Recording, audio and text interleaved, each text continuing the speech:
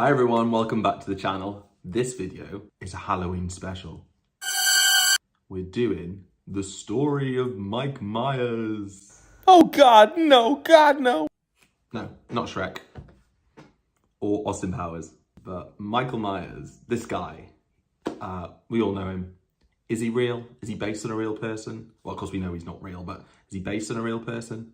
That's what we're gonna find out in this video. Let's get to it.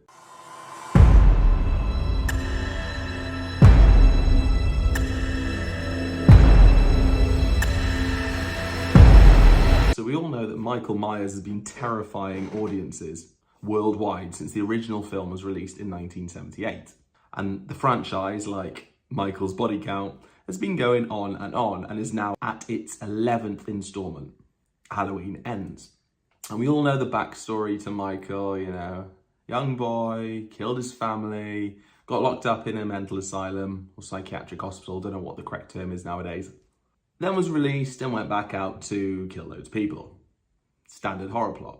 But where did Michael come from? Where did the idea come from? Was he a real person? Did he come from John Carpenter's mind? Let's go back a few years.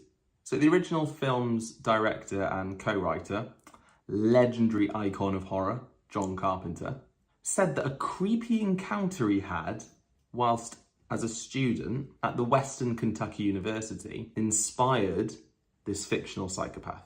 Now, in a documentary made about the film, about the original film, A Cut Above the Rest, Carpenter mentioned that a class that he was in at university, probably thinks it was psychology because it makes the most sense, that class visited a mental facility which involved them meeting some of the most seriously ill mental patients at the time. And he said that there was this 12 or 13-year-old boy, really young, that sent chills through his body, you know, really shook him to his core.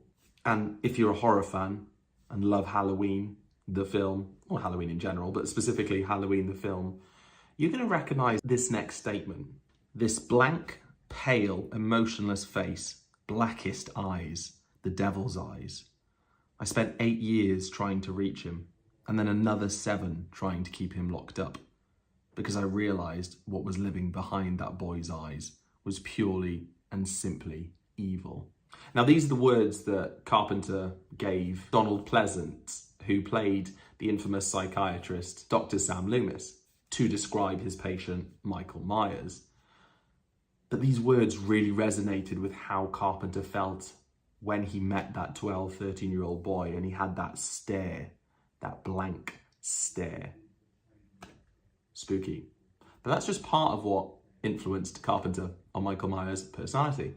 Of course, there are always a few rumours that go around, which include a theory that he's based on Stanley Stiers. Bit of a rhyming game going on there. Who supposedly went on a killing spree in the 1920s in Iowa, which also included killing his own family on Halloween. Similarities, yes.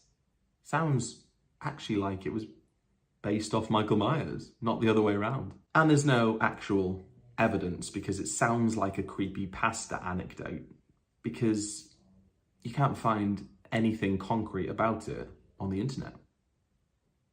Sounds like another Slender Man situation.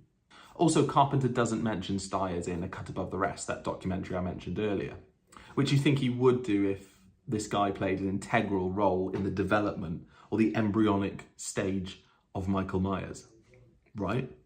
Another inspiration for Michael Myers' character, John Carpenter is quoted as saying, comes from Westworld. Now, I don't mean the recent Anthony Hopkins series, but I mean the 1973 film. And most importantly, he cites Yul Brynner's portrayal of a killer robot that couldn't actually be stopped or killed. He thought bringing on this unstoppable force style to Michael Myers' character would elevate him from just your generic screen baddie to quite a mythical status. Because if you think about it, Ghostface, yeah, he's scary, but you know it's just a person in a mask. Michael Myers is something else. It's a force. It's like demonic. How do you stop him? Well, watch the newest film and you'll find out, but you know what I mean. But this is also why they made Michael Myers human.